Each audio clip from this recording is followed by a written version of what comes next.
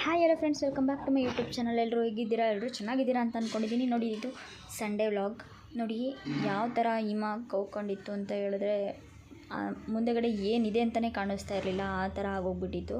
So ನಾವು ಅದರಲ್ಲೇ time ನೋಡಿದ್ರೆ ಇನ್ನು 7 ಗಂಟೆ 8 ಗಂಟೆ ಆದ್ರೂ ಅದೇ ಥರನೇ ಇತ್ತು. ನೋಡಿ 8 ಗಂಟೆಲಿ ನಾನು ಇದು ವೀಡಿಯೋ ಮಾಡಿರೋದು, 8 ಗಂಟೆ ಆದ್ರೂ ಇದೇ ಥರನೇ ಇತ್ತು. ಸೊ ಇನ್ನೇನು ಮಾಡೋಕ್ಕಾಗುತ್ತೆ ಅಂತ ಹೇಳ್ಬಿಟ್ಟು ಎಲ್ಲ ರೆಡಿಯಾಗಿ ಮನೆಯಲ್ಲೆಲ್ಲ ಸ್ವಲ್ಪ ಕೆಲಸ ಮುಗಿಸ್ಬಿಟ್ಟು ಪೂಜೆ ಎಲ್ಲ ಮುಗಿಸ್ಕೊಂಡು ಹಾಗೆಯೇ ಆಟೋದಲ್ಲಿ ಕೆಲಸದ ಹತ್ರ ಬಂದು ಟಿಫನಿಗೆ ಅಂತ ಹೋಗಿದ್ದೆ. ಇಲ್ಲಿ ನಮ್ಮ ಸ್ಟಾಫ್ ಒಬ್ಬ ಫುಲ್ಲು ಗುಂಡ ಹೊಡೆಸ್ಕೊಂಬಿಟ್ಟು ಲೈಟಾಗಿ ಒಂದು ಸ್ವಲ್ಪ ಕೂದಲು ಮಾತ್ರ ಬಿಡಿಸ್ಕೊಂಬಿಟ್ಟು ಬಂದಿದ್ದರು. ಸೊ ಅದನ್ನು ನೋಡ್ಕೊಂಡು ಹಂಗೆ ವೀಡಿಯೋ ಮಾಡಿಕೊಂಡೆ. ಹಾಗೆ ಹೀಗೆ ಆಡೋ ಅಷ್ಟಿಗೆ ಊಟ ಮಾಡ್ಕೊಂಡು ಇದು ಮಾಡೋಷ್ಟಕ್ಕೆ ಕೆಲಸನೇ ಕಂಪ್ಲೀಟ್ ಆಗೋಯಿತು.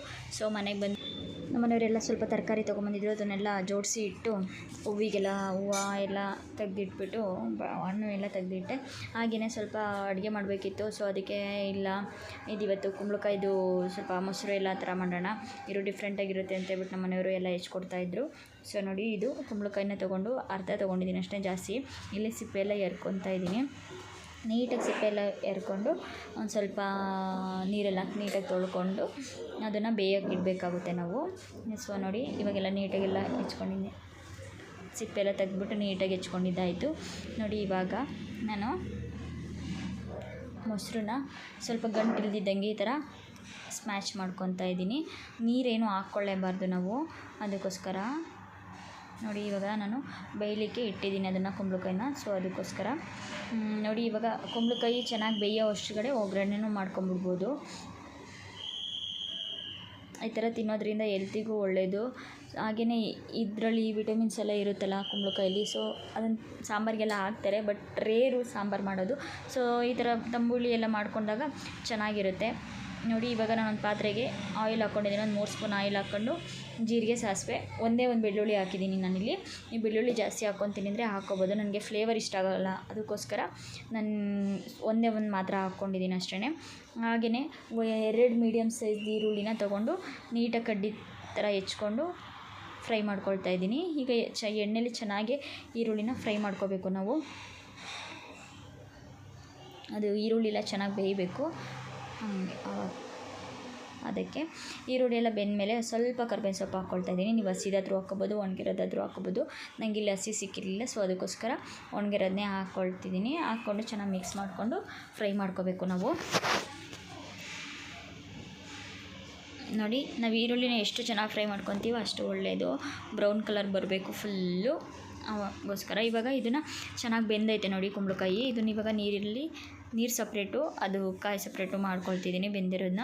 ನೋಡಿ, ಈ ಥರ ಸೋಸ್ಕೊಂಬಿಟ್ಟು ನೀರೆಲ್ಲ ಹಾಕಬಾರ್ದು ನಾವು, ಕಾಯಿ ಮಾತ್ರ ಬೆಂದಿರುತ್ತಲ್ಲ ಅದನ್ನು ಮಾತ್ರ ಹಾಕಬೇಕಾಗುತ್ತೆ ನಾವು.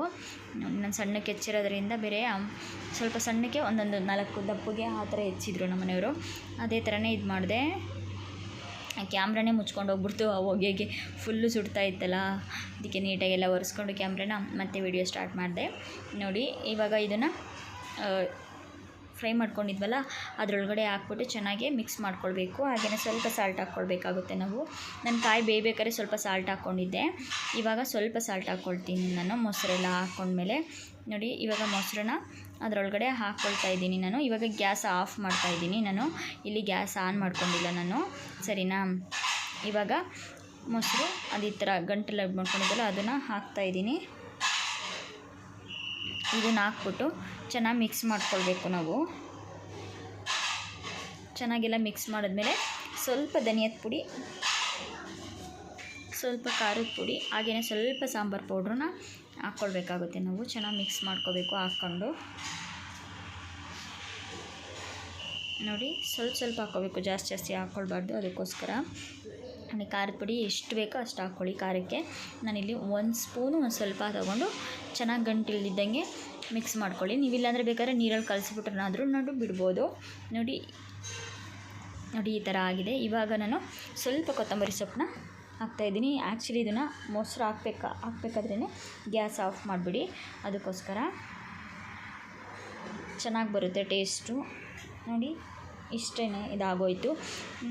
ಇದಿವಾಗ ಅನ್ನಕ್ಕೆ ಸರ್ವ್ ಮಾಡಿಕೊಂಡು ತಿಂದರೆ ಸಖತ್ತಾಗಿರುತ್ತೆ. ನೋಡಿ, ಅನ್ನದ ಜೊತೆ ತಿನ್ನೋಕ್ಕಂತೂ ಸಖತ್ತಾಗಿರುತ್ತೆ. ಈ ವಿಡಿಯೋ ನಿಮಗೆ ಇಷ್ಟ ಆಗಿದರೆ ಲೈಕ್ ಮಾಡಿ, ಶೇರ್ ಮಾಡಿ, ಕಮೆಂಟ್ ಮಾಡಿ. Thank you for watching. Please subscribe ಮಾಡಿ, ವಿಡಿಯೋನ ನೋಡಿ.